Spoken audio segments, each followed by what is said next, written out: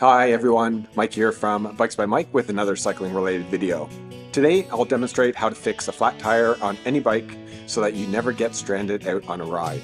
Plus I'll share with you some important tips and tricks that will make the whole process a whole lot easier. Okay, let's get to it. Today's video has 4 parts. I'll start off by reviewing the tools and parts you'll need for the job. I'll then demo the process for fixing a flat tire by first showing you how to remove a punctured inner tube. I'll follow this up with a process for installing a new tube back on your wheel, and I'll wrap things up with a quick start to finish recap.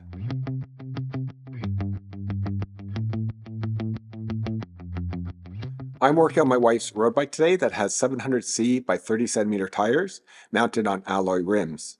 But the process I'm going to demonstrate applies to all types of bikes, including carbon wheel sets. There are only a few tools and supplies you'll need for this job, so let's review those quickly. You'll need a set of at least 2 good quality tire levers. I've tried a lot over the years and these are my favorite. They are the TL-4.2 tire levers by Park Tool. Yes, they're a bit bulkier than other tire levers, but that's a good thing. Small levers simply don't work as well and are more likely to damage your rim. But regardless of which brand of tire levers you use, only use ones made from plastic or nylon, as metal levers are more likely to damage alloy and carbon rims. If you're replacing your inner tube, you'll need a brand new or properly patched inner tube sized for your tire. You'll need some type of inflation device. An air compressor is great to use, but not essential when fixing tube tires like what we're working on today. You can also use a hand pump or a CO2 inflator, or a battery-operated compressor like this Fumpa bike pump I have here. If you want to learn more about the Fumpa pump, check out my review of it with a link in the description below. Today I'll be using the Silka floor pump. So there are 10 steps in total to fixing a flat tire. 5 steps for removal and 5 steps for reinstalling. The process I'm going to show you is basically the same whether you're changing a tube, a tire, or both. Just a slight variation between the two procedures, which I'll point out later.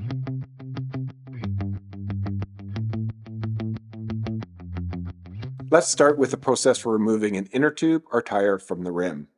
Step 1 is to release all the air from the inner tube. Most of you will have tubes with Presta valve, so all you have to do is unscrew the locking nut at the valve end and then push on that nut to let all the air out of the tire. The first mistake people often make is that they don't remove all of the air from the tire. It's the air pressure within the tire that causes the tire bead to seat on the rim. So before you can get a tire bead to release off the rim, all the air has to be let out. So push down on the top of the tire with one hand as you release the air from the Presta valve with the other. This will get every last bit of air out of your inner tube. Step 2 is to release the tire bead. While hookless rims are starting to creep into wheel sets in recent years, most wheels found on bikes today are still hooked rim variety. This is the case for both tubed and tubeless wheels. Hooked rims are easy to spot as they have an inward-facing bead hook that runs along the circumference of the rim. The bead of the tire slides under this hook and is locked into place by the air pressure within the tire. By comparison, hookless rims have a straight vertical profile with the hooked protrusion omitted from the rim manufacturing process. Yeah, that sounds kind of crazy, I know. Check out my video on the hookless tire debate if you want to learn more about this bizarre bit of tech. Back to releasing the tire bead. Using your fingers and thumbs, force the bead of the tire inwards into the center channel of the rim. Continue to work your way around the rim until the entire circumference of the tire bead is released. If you're only replacing the inner tube and not replacing the tire, you only need to do this on one side of the rim, leaving the bead on the other side seated. But if removing the tire, release the bead on both sides. Releasing the bead is important because it accomplishes 3 things. First, it allows the tire to separate away from the rim. Second, it gives you room to later insert your tire levers. And the third reason is that pushing the bead into the center channel of the rim creates more slack between the tire and the rim. The center channel sits deeper into the wheel profile. It is there for the sole purpose of allowing the tires to be installed more easily, so make sure to get the most use out of it. Step 3 is to pry the tire bead off the rim. Remember, if you're removing just the inner tube and not the tire, you only want to remove the bead on one side of the rim. Removing both will just make it more difficult to reinstall the tube later. If replacing the tire, you'll need to remove both beads. Starting at the valve end, insert one tire lever under the tire and pry it over the rim. Hold that lever in place as you repeat the process with your second tire lever, slowly working your way around the rim and away from where you started.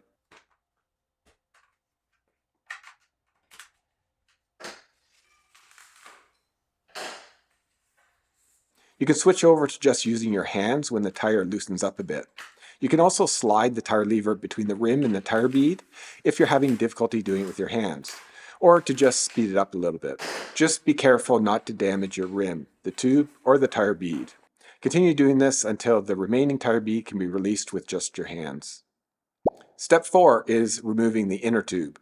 Starting with the valve, pull the tire slightly to one side to give yourself room to push the valve out of the rim and remove the tube. This will be more difficult to do with deep dish wheels having longer valve stems, but in the case of these shallow rims, it's pretty easy to do. Once the valve is removed from the rim hole, the rest of the tube can be removed from the tire.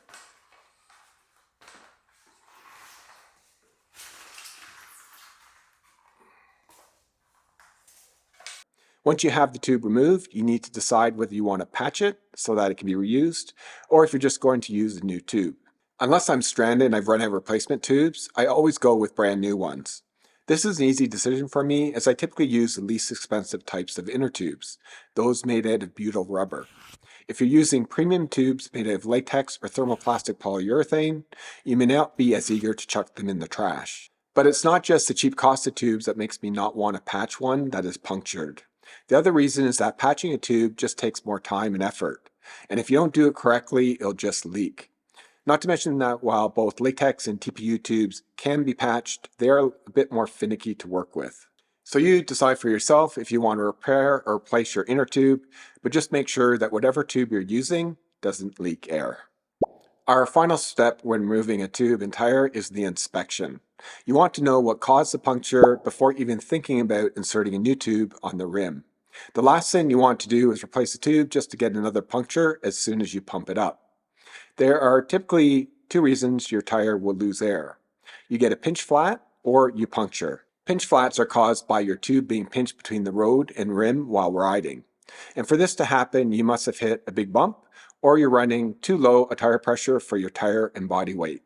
Pinch flats look like snake bites, which is why they often go by that name. The second and more likely reason for the flat is that you got a puncture. Some foreign object has cut through your tire and pierced the inner tube. If riding on the road, it's common for these punctures to be caused by broken glass, stray nails or tacks, or thorns from bushes. If they stay lodged in your tire, they're easy to spot, but if they're left on the road, not so easy. Ruling out the pinch flat, you want to do a careful visual inspection of the outside and inside the tire to see exactly where the tire is damaged. If it's a big gash, it'll be easy to spot, but small ones can be tricky. Just take your time and ignore your buddies on the side of the road telling you to speed things up. If you've done a visual inspection and see nothing, you can rub your fingers inside the tire. If something is stuck in there, you'll feel it. Just be careful not to cut yourself. As I mentioned earlier, you don't want to replace the tube before you've identified the cause of the flat. But if there's no sign of a foreign object lodged anywhere within the tire, you'll just have to assume that whatever caused the puncture was left on the road and not in your tire. With the inspection complete, it's time to reinstall the tube and tire onto the wheel.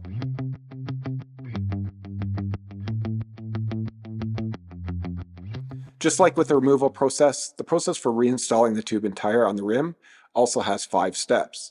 Step 6 will make the reinstallation process a lot easier. Add just enough air to the tube for it to barely hold its shape. Too little air and it won't do anything, and too much air in the tube will want to bulge out of the tire and make it difficult to stay on the rim. Step 7 is to mount the tube onto the rim. If you're replacing the tire, you'll need to do that first. Make sure to only place one side of the tire bead within the rim channel. Working with the valve at the 12 o'clock position, start by pushing the valve through the rim valve hole. This will help you keep the tube in place as you mount it around the rest of the wheel. With both hands positioned on opposite sides of the valve, move your way around the tire, inserting the tube in the tire cavity. Take your time working one small area at a time until the whole tube is inserted. With very little air in the tube, sometimes it can get bunched up in places. So pinch the tire on both sides to settle the inner tube between both sides of the tire sidewalls. Step 8 is to reseat the tire. If your tire has a hole in it larger than a pinhole, you need to patch the tire to prevent the tube from pushing out of the tire once inflated. But if you don't have a tire patch, no worries, use whatever you have on hand. A gel or energy bar wrapper works well, as does a dollar bill, or $5 bill if you're in Canada, or this custom decal that my buddy Mike made for me. Well, he didn't actually make it for me, he made it for himself to stick on my bike to annoy me, but that's a whole other story. To make the tire go on easier, you always start by mounting the tire from the opposite side of the valve. Some people advise to start at the valve, some say it doesn't matter. Don't listen to them, trust me. Remember what I said earlier about using the center channel of the rim to create slack between the tire and the rim. Because the valve occupies space within this channel, starting at the valve will not allow you to use the full length of the center channel to create slack. That's why you have to finish mounting the tire at the valve, because by then the channel is no longer needed. Working with the valve at the 6 o'clock position and your hands at 12 o'clock, move your hands in opposite directions, working the tire up and over the rim. You'll want to start by using your fingers, then move to your thumbs for a bit more force, and finish it off using the palms of your hands. If the tire gets too tight, create more slack by pinching both sides of the tire together to drive the bead more into the center channel. Then continue on. The last 6 to 12 inches will be the hardest to mount, but if your technique is good, you shouldn't need tire levers. And this is a good thing as it avoids damaging your rim or your tube. But if you do need to use tire levers, use them carefully and as follows. Position one hand holding the bead tightly against the rim. Holding a tire lever in the opposite hand, lift the bead over the rim at the point furthest away from your other hand. Be careful not to pinch the inner tube in the process. A lot of people wreck new tubes this way. But let's go back to the preferred hands-only approach. You can create more force by pushing down and away from you rather than pulling up close to you. So for the last bit of tire you need to mount, hold the wheel at the 6 o'clock position.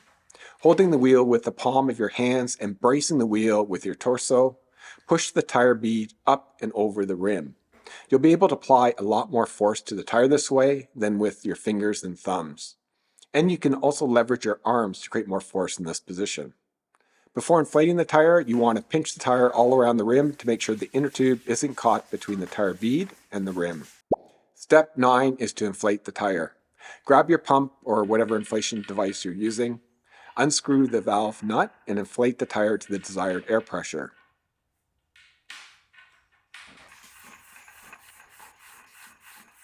Remove the pump. Tighten the valve nut, and you're done.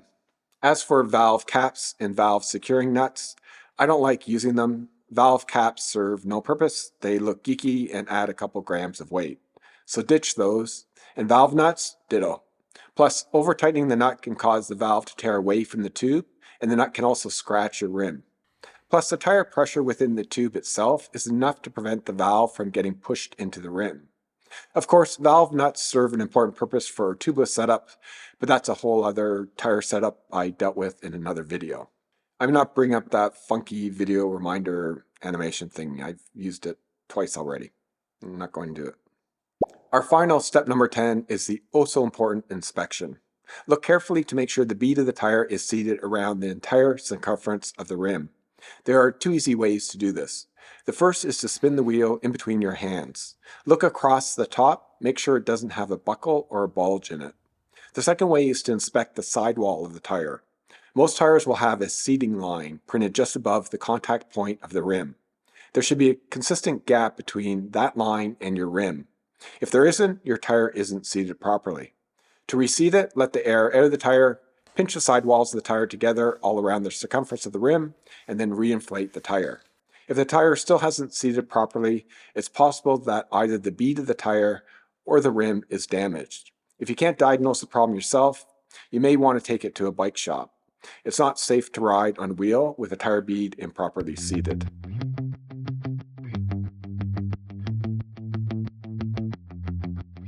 So that is pretty much it for how you go about fixing a flat tire on a tubed bicycle wheel.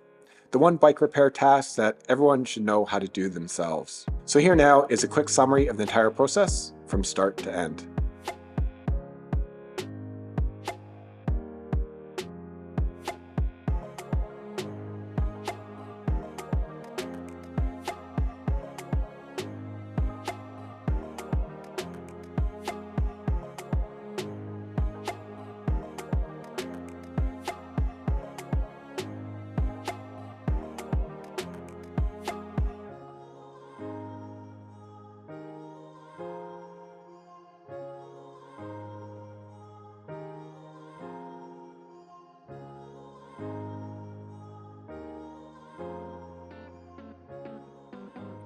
That's all I got for today, folks. If you like this video, please give me a thumbs up and share it with your friends.